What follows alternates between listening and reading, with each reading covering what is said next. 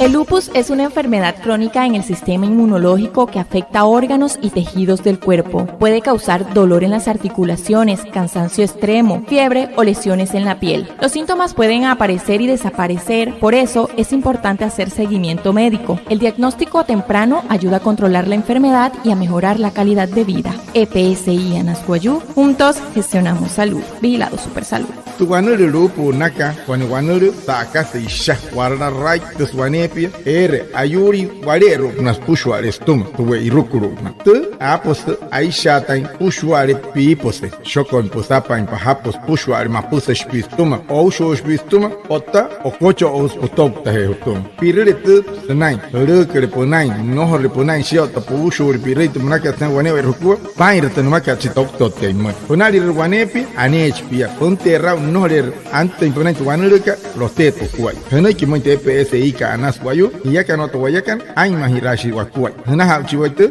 anas hotte tawana